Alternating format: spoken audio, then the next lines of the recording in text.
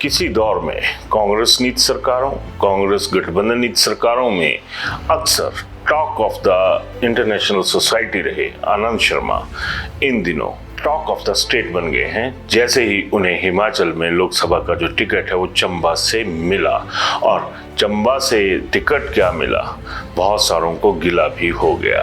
खैर, बातें बहुत सारी हैं, कोई दो राय नहीं है कि जितना एडमिनिस्ट्रेटिवली ज़हीन और महीन सोच अगर आनंद शर्मा रखते हैं तो शायद ही उनके मुकाबले में हिमाचल का कोई सांसद खड़ा होता हो।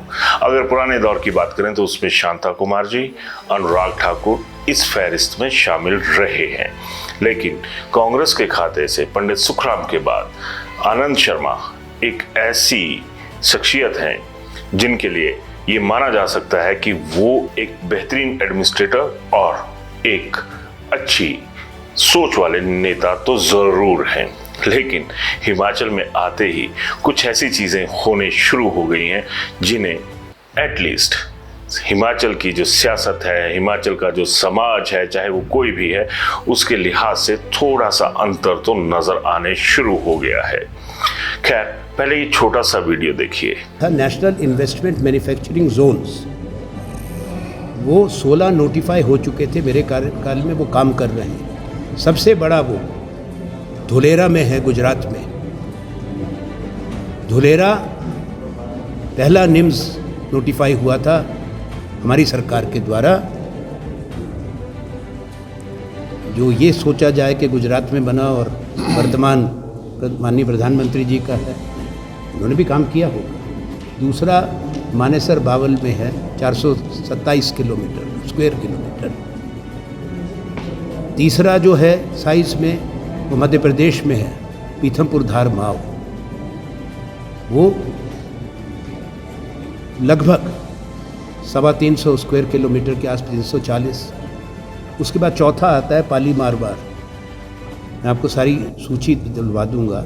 सबसे छोटा नागपुर के नज़दीक है, वहाँ 3 दिए गए हैं महाराष्ट्र में। अनडिवाइडेड आंध्रा में 4 थे, उसके बाद उसको एक और बढ़ाया गया। वो है नागपुर के नज़दीक। तो देखा आपने कितने बारीकी से आंकड़ा दर आंकड़ा, जगह दर जगह आपको आनंद शर्मा कुछ गिनवाते हुए नजर आए होंगे, क्योंकि केंद्र में उनका कद ही ऐसा रहा है कि उनका जो काम करने का दायरा था वो बहुत विस्तृत रहा था। लेकिन जब ये सारी चीजें चली हुई थी तो बीच में एक सवाल उठा, प्रेस कॉन्फ्रेंस चल रही थी, और उस सवाल के जवाब में आनंद शर्मा ने क्या कहा और मीडिया ने कितना आनंद महसूस किया, जरा ये देख लीजिए।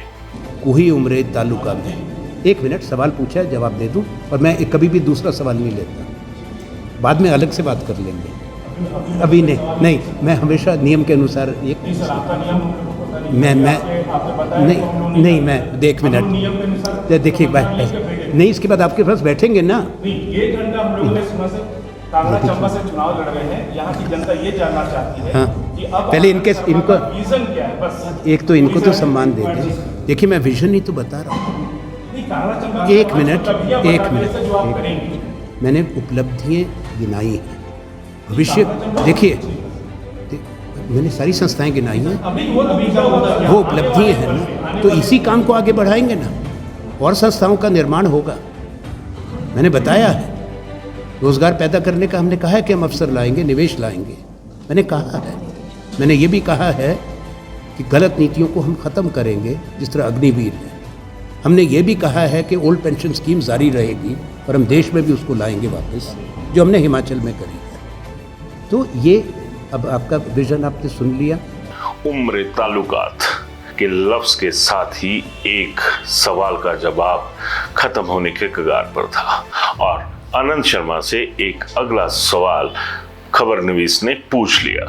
तो आनंद शर्मा ने कहा कि मैं एक वक्त में एक ही सवाल लेता हूं, और ये भी कह दिया कि मैं नियम के अनुसार एक ही सवाल लेता हूं, यानी एक पत्रकार एक सवाल। लेकिन एक पत्रकार एक सवाल उस तर्ज पर अगर ये कहें कि एक इस छोटी सी बात के कारण एक बहुत बड़ा बवाल भी यहाँ पर खड़ा हो गया, यानी एक सवाल एक पत्रकार के मसले पर आगे जुड़ गया 100 बवाल।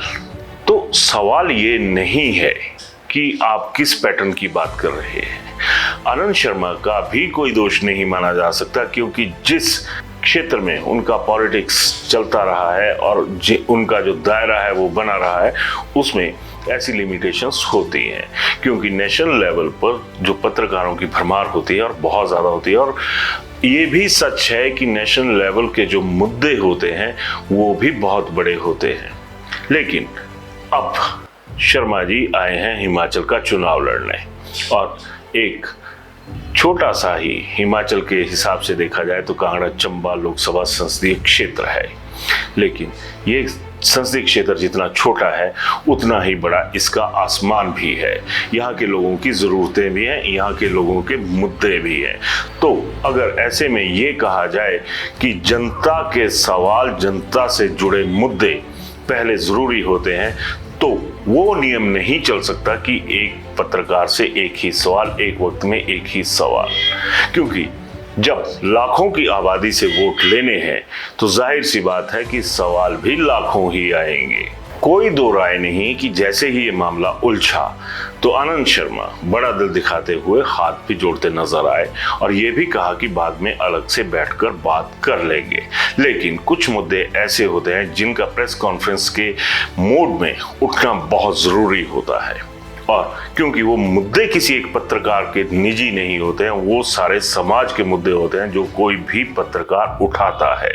यानी अहमियत, अहम और वहम, ये सब एक साथ टकरा गए। अहमियत किसकी थी, अहम किसका था, वहम किसका था, ये आप तय कीजिएगा। जब आनंद शर्मा की ये प्रेस कॉन्फ्रेंस शुरू हुई तो कायदे से जरूरी था वो वहाँ मौजूद कांग्रेस के नेताओं ने किया।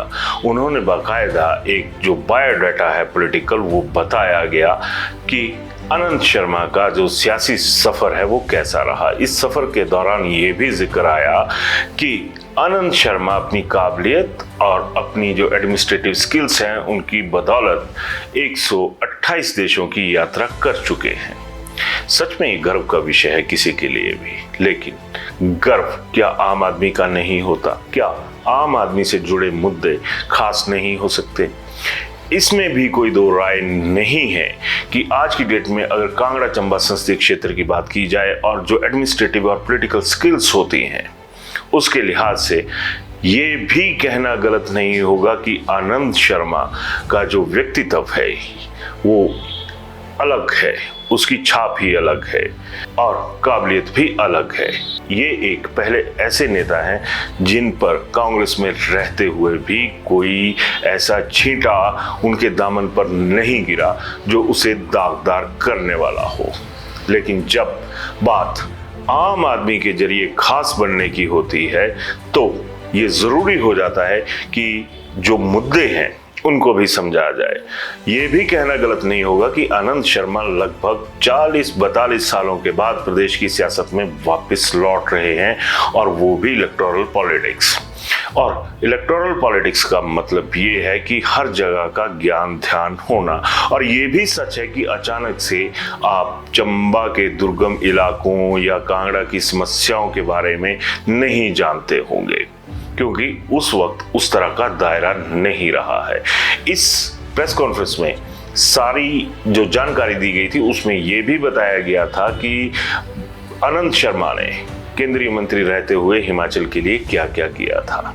लेकिन अब वही बात आ गई कि पॉलिटिक्स हाई लेवल की तो जरूर रही है, लेकिन जो ग्रास रूट है, जो ग्रास रूट की जरूरतें हैं, वो सबसे ज्यादा अहम होती हैं। आप किसी भी मुद्दे को अगर भुनाने के लिए चलते हैं और सारी चीजें होती हैं तो जो सियासत की आग है उसमें दहकता तो आम इंसान ही है। अगर सपने पूरे हो जाएं तब अलग बात है, लेकिन सियासत की भट्टी में जो लकड़ियां लगती हैं वो आम आदमी से जुड़े हुए मुद्दों की ही होती हैं, आम आदमी से जुड़े हुए सपनों की ही होती हैं। अब कांग्रेस के नेता एकजुट हैं और अनंत शर्मा की उस छवि को भुनाना भी चाहते हैं जो आज तक उन्होंने कमाई हुई है। लेकिन छवि बनती किसके दम पर है, ये भी एक बड़ा सवाल है। आम आदमी के दम पर छवि का निर्माण होता है क्योंकि आप आम आदमी के लिए काम करते हैं। लेकिन हिमाचल का समाज है, हिमाचल की सियासत है, यहाँ पर एक बात अलग है और सबसे अलग है, सबसे जुदा है, जिसकी वजह से हिमाचल देवभूमि भी है क्योंकि यहाँ के लोग बहुत भोले भाले हैं। और जहाँ पर आज तक अनंत शर्मा की सियासत दौड़ी थी या चली थी या अभी तक चल रही है, वो सच में महानगरीय जो एक संस्कृति होती है उसका हिस्सा है। हिमाचल का मतदाता या हिमाचल का आम आदमी हर उस बात को सुनना चाहता है, जानना चाहता है। एक बात बहुत मशहूर है, जब मैं अपने करियर के शुरुआती दिनों में बाहर नौकरी करता था तो वहां पर एक बात कही जाती थी कि हिमाचली तो इतने खाली बैठे होते हैं कि अगर अखबार में कोई टेंडर छपा है तो उसको भी देर शाम तक वो पढ़ते हैं। अब जब आपका विजनरी जो एक खाका है उसको भी जनता देखना और समझना चाहती होगी, तो ऐसे में इस तरह से एक पत्रकार एक सवाल और नियमों का हवाला देकर लाखों की जो आबादी है, उस लाखों की आबादी में बैठा हुआ लाखों का जो वोट बैंक है, उसे इस तरह से क्या कटघरे में खड़ा करना या अपने नियम जो हैं उन्हें बड़ा मानना, क्या सियासी तौर पर घाटे का सौदा है या फायदे का सौदा है, ये भी आप तय कीजिएगा। एक मीडिया कर्मी होने के नाते मुझे ये बात थोड़ी सी चुभी जरूर, क्योंकि मसला आम आदमी का है, आम आदमी के बस पर कोई भी खास बनता है। ऐसे में अनंत शर्मा जैसी जो शख्सियत है, जिसकी जो काबिलियत है वो अगर काबिल तारीफ है, तो ये सवाल भी बहुत ज़रूरी है कि आखिर नियम क्यों? वोटों के लिए तो कोई नियम आज की डेट में देखा जाए तो नेताओं को नज़र नहीं आता है। चुनाव आयोग की जो शर्तें होती हैं वो किसी भी नेता को नज़र नहीं आती हैं। अक्सर ज़्यादातर मामले ये दर्ज होते हैं कि चुनाव आचार संहिता का उल्लंघन हुआ। क्या कभी कोई ऐसा मामला दर्ज होता नजर आया कि फलां नेताजी ने ये वादा किया था लेकिन निभाया नहीं?